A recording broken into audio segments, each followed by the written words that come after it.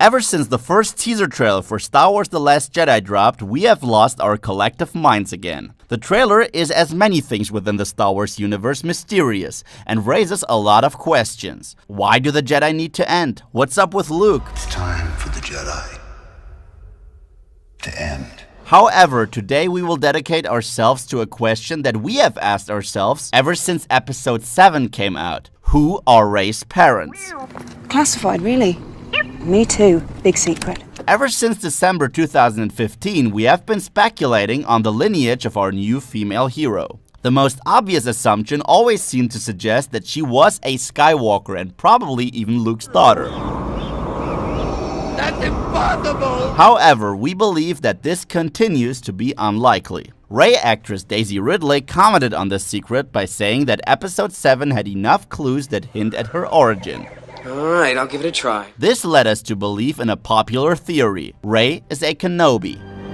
Hello there. That's right, we believe that Rey is in fact the granddaughter of the legendary Jedi Master. The movie actually does offer numerous clues that support this theory. I'm getting too old for this sort of thing. Let us first begin with our reasoning behind why she cannot be a Skywalker. See what you got. It is more than evident that Han and Leia are not her parents. Why would the two keep their boy yet abandon their own daughter? Luke is also probably not the father.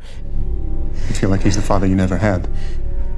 He would have disappointed you. It would seem out of character for him to leave his family. He only exiled himself after Ben Solo turned to the dark side. Rey, who is more or less the same age as Kylo Ren, was left alone when she was still a child though. Hints and similarities. But now let us take a closer look at the hints Daisy Ridley referred to. The first one, and this one is very obvious, is the fact that Rey has a noticeable British accent, as Obi-Wan once did. That happens when you're being hunted by a creature in a mask. You will never find a more wretched hive of scum and villainy. One could assume that this is due to the fact that Daisy Ridley is in fact from London. However, British actor John Boyega, who plays Finn in the film, was specifically asked to use an American accent in the film. Obviously. Yes, I am. With the Resistance, yeah. I am with the Resistance. The striking British accent among heroic characters was until now always reserved for the character of Obi-Wan. So uncivilized. Rey's skills with her staff are very reminiscent of Obi-Wan's fighting sequence with a similar weapon. However, one of the biggest similarities between the two is the fact that Rey uses a Jedi mind trick on a stormtrooper. Remove these restraints and leave this cell with the door open. I will remove these restraints and leave the cell with the door open. That used to be a trademark of Obi-Wan Kenobi. You don't need to see his identification. We don't need to see his identification. These aren't the droids you're looking for. These aren't the droids we're looking for. Qui-Gon and Luke never fully mastered this technique. Credits will do fine. No, they won't! You will bring Captain Solo and the Wookiee to me.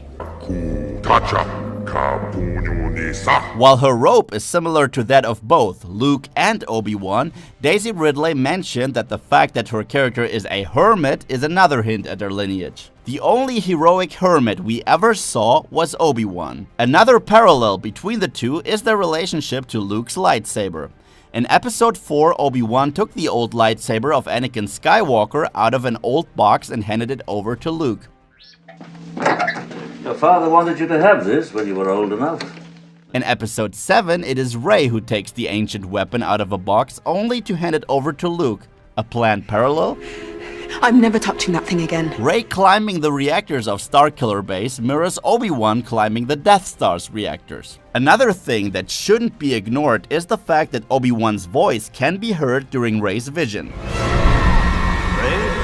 Ewan McGregor himself recorded new sound footage for that scene. We do not believe that this is just a coincidence. Oh, I see it. Oh, this is going to be easy. Since the Skywalker of the new trilogy has been revealed with Ben Solo, it seems like the fight between Kenobi and Skywalker is set to continue. I will do what I must. You will try. Even the battle between Rey and Kylo Ren mirrored the confrontation between Anakin and Obi-Wan in Episode 3. The new scar on Ren's face is definitely reminiscent of his grandfather. Don't make me kill you. The Obi-Wan film. Rogue One marked the first anthology film within Star Wars. Next year, Han Solo's standalone film is upon us. And apparently there will be an Obi-Wan anthology film as well that is set between Episode 3 and Episode 4. This movie could have the opportunity to reveal how and when Obi-Wan became a father and even a grandfather. Obi-Wan, may the Force be with you. What do you think of this theory? Who do you believe is Rey's ancestor? Let us know in the comment section below. And if you'd like to see more Star Wars videos, then check out these videos.